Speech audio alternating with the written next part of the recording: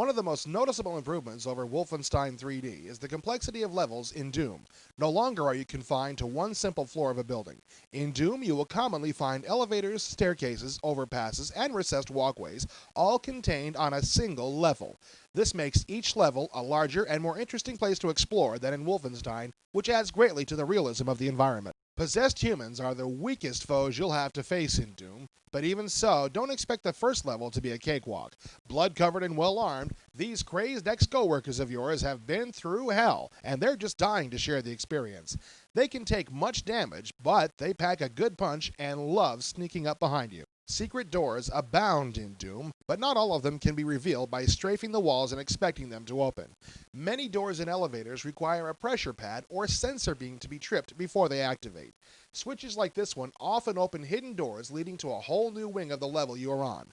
Just when you think you're done with a level, you'll see a previously closed gap in a wall, and you'll know the nightmare isn't over yet. Perhaps the most useful new feature is the inclusion of an auto map. If you thought getting lost in Wolfenstein was irritating, try navigating this level without flipping to map view. The multi-levels of Doom would be nearly impossible to finish without this overhead view.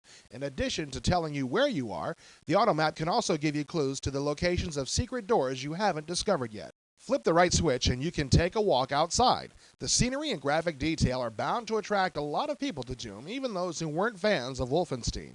Hard-to-reach areas like this are never requirements to finishing a level, but they are often lucrative treasure troves.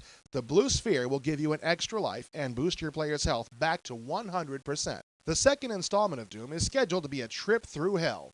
Doom's version of hell is a dark, foreboding place filled with great treasure and even greater danger.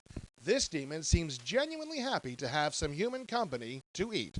The darkened rooms, winding corridors, and strange teleportation pads make hell a tense place to adventure in. Travel well armed or you won't travel far. Finding one of these nasty things in a darkened corridor or an elevator shaft can be a quick end to your career as a space marine. These demon troops seem to be the first creatures to escape hell and infest your space station.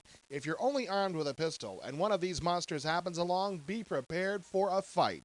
Troops shoot fireballs like there's no tomorrow, which there won't be for you if you don't shoot fast. This guy looks like he really knows how to have fun. These demons have a grin that could unnerve Hannibal Lecter. When it's time for them to claim your immortal soul, they don't have a problem with chewing your face and chest to get at it. These guys take a lot of damage before lying down. A shotgun will work eventually, but facing more than one will require more serious firepower. The level of detail in which the levels are drawn makes Wolfenstein look like a cartoon in comparison. This section of wall found in Hell is a good example of the care that has gone into this game, and it's not even finished yet.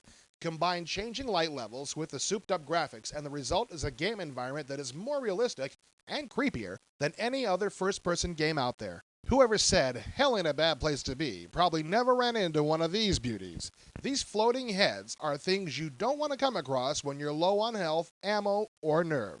Even with the chain gun, the beastie will take a long time to kill. Meanwhile, it's spitting fireballs in your face.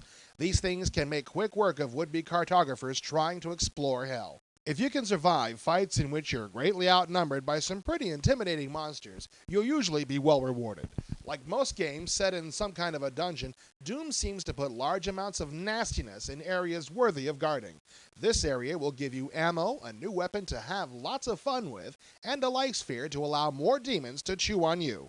That inset in the wall might be worth taking a closer look at too. Computer banks like this can be frequently found on the space station. Although they're just decoration at this point, they may change in the full version of the game. There's been a rumor circulating suggesting that some of the computer terminals on the base may be active when the game is complete. Only time will tell what those twisted freaks at ID have up their sleeves. Doom's third set of scenarios is reported to take you back to the space station you started off on. Although you may be back in the natural world, evil has obviously been hard at work in your absence. The inclusion of traps will make the gamer very wary of strange and unusual things, like doors decorated with skulls that move up and down without even being approached. Like in Wolfenstein 3D, when you kill something, the body doesn't magically disappear in a puff of pixelated smoke. The grim reminders of your dirty work stick around and allow you to navigate by thinking to yourself, lots of dead things. I think I've been here before. This is what happens to one of those floating redheads when enough firepower gets pumped down its throat. That'll teach it to breathe stinky fireballs on people. At this stage in Doom's development, this cutie is the most vicious, disgusting thing that wants to rip out your soul through your nose. Called a bruiser, it hurls green fireballs, takes a beating like nothing else, and is generally unpleasant. Although these things are far from pushovers, I hope we will see some boss demons in the final version of the game.